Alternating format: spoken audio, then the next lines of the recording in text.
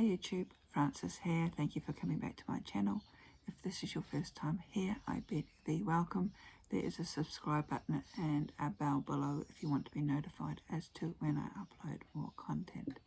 So this video, I just want to sort of move on, give a little bit more information in relation to these eclipse energies that are happening, largely because some of the astrology channels that I follow have updated or provided more information, which I found rather interesting, and I thought I would share.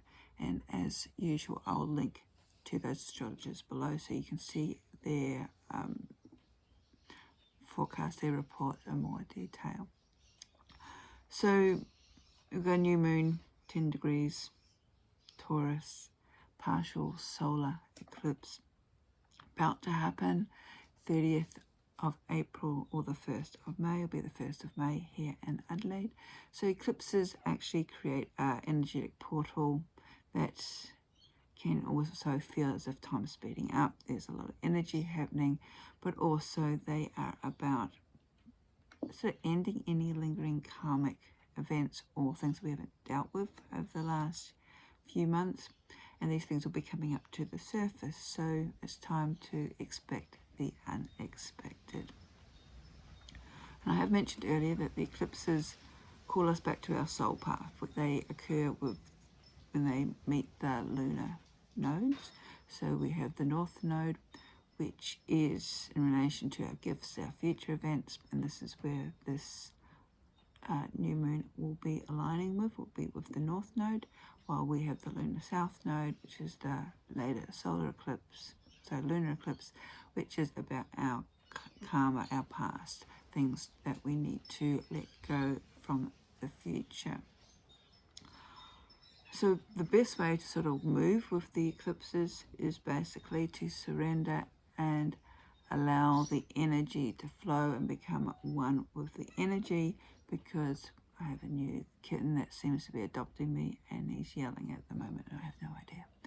Anyway, so allowing the new energy to sort of take over and moving with it as opposed to pushing against it. Because when we push against it, it just makes things a little bit worse for us. I did mention in the last video that eclipses bring forward a change that's inevitable. So it's almost like we're attempting to gain a little bit more time with the past, the old, as opposed to just letting it go. I mean, again, it gives us the opportunity to change our focus, because eclipses are about bringing up to the surface these opportunities that we may not have seen, because we may not have been in alignment with our true soul path.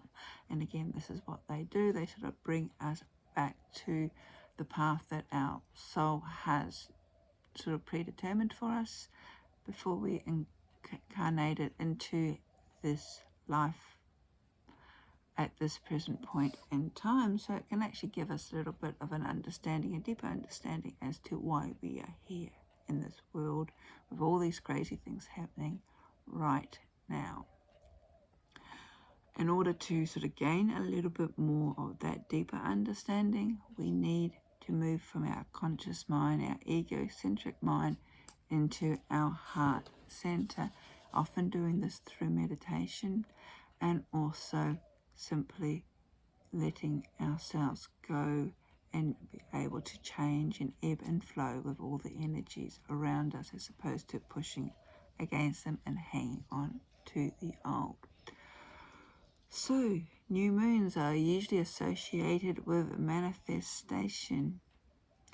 And I like this sort of quote analogy that Pippa Kate Astrology uses. She says that eclipses are, especially around the new moons, are new moons on steroids. And as such, it's not probably the best time or the most opportune time to focus on manifestation, setting intentions, etc. Because again, these are all egocentric conceptions, ideas. It's best to, again, drop into our heart center, drop into that energy and let go. Tap more into our higher consciousness, holy guardian angels, spirit guides, guardian angels, whatever concept you use to relate to the higher realms. So meditation, contemplation, even card drawing if you're into oracle cards or tarot cards, and those quiet moments when we actually go within to gain that deeper insight into our own beings. So it's a partial solar eclipse. Won't actually be seen widely around the world. I think its focus is more over Antarctica and the southern South America areas, and I think even Easter Island you'll be able to see it, but the rest of us, we probably won't see any physical effect of this new moon solar eclipse as well. But it's in Taurus, so what does that mean? It's sort of, Taurus rules our self-worth, sort of the physical self, sensuality, also more sort of foundational things in our life. So with it being a new moon, it could actually be initiating a new understanding of our own self-worth, which could also lead to new ways of looking or understanding our relationships with foundational things like money, possessions, even boundaries that we have, and how we utilize those boundaries, and whether we have any guilt around those boundaries, especially when it comes to, say, family and friends. So it's time to realize and focus more on our own self-worth and basically drop any guilt that we may feel or feel pressured into in relation to setting up boundaries with other people. Now, Taurus is ruled by the planet Venus, and Venus is the planet of, again, of love, and also she overrules our self-worth and our self-esteem and how we view ourselves like that. She is conjunct with this eclipse, and she's actually conjunct with Jupiter and Neptune, and I'll talk a little bit more about that in a moment. So it's time to sort of step into that energy and again go with the flow. Uranus is also conjunct, so it's time to expect the unexpected. There may be light bulb moments going off for you, offering a little bit more clarity and helping you to understand something that's rather fundamental about your core values and what they really mean to you. And I find all this really interesting because here in Australia we have an election coming up. So understanding what our core values actually are could be very beneficial, or even have a deeper impact into the way we vote, especially how our political voting system's set up here, in order to get the outcome that we desire. So what do we really want to bring into our life again? And with new moons, if we're just looking at them generally, these are times to set up things that we want to bring into manifestation in 6 months' time with the full moon. So I think it's rather sobering, I should say, to just have a think, do some research, especially in relation to this election, to form the best way for you to manifest on probably a larger scale things that you feel very passionate or are needed to occur. I'm not going to say any more than that. Uranian energy may awaken something that we find shocking. These are hidden truths, especially if we have been out of alignment with our soul's path. So it may be, I suppose a good analogy of that is in the movie The Matrix, when Neo is offered the red pill or the blue pill. And when he takes, and I can never remember which pill he ends up taking, but he takes one of them, and then the veils of the world drops and he sees things for what they really are. Or are they? I love that movie because it's a whole lot of twists and turns all the way through it. Okay, Venus and Jupiter are conjunct. So this is sort of enhancing the right kind of unexpected development again, I find that interesting with the upcoming election. There's sextile Mars. Now Mars often has a lot of negative connotations, but also Mars will give us the push, the incentive, the determination to make things happen.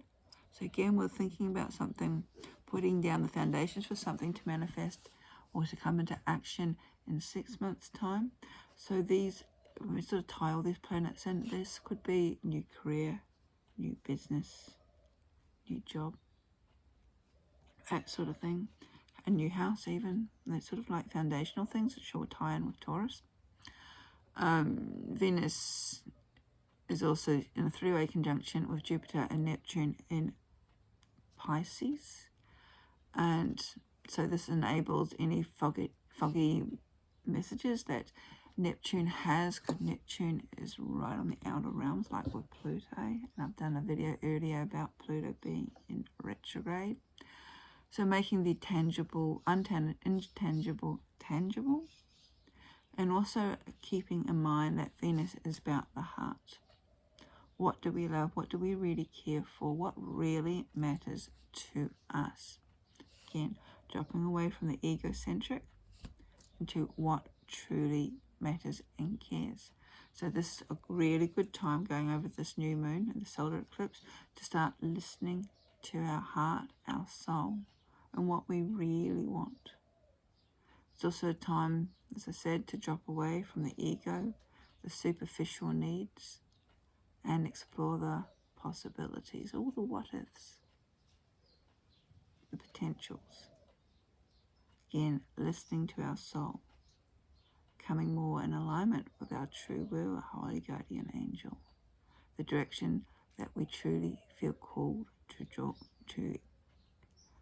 through, or align with. Or if this is unfamiliar territory for you, then spend some time meditating or quiet contemplation. Out in nature if you can. Turn off social media. Turn off your electric devices. Become one with the earth again. Ground.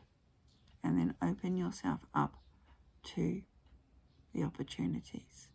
Connecting as above, so below. Hope this has been of interest. Blessings.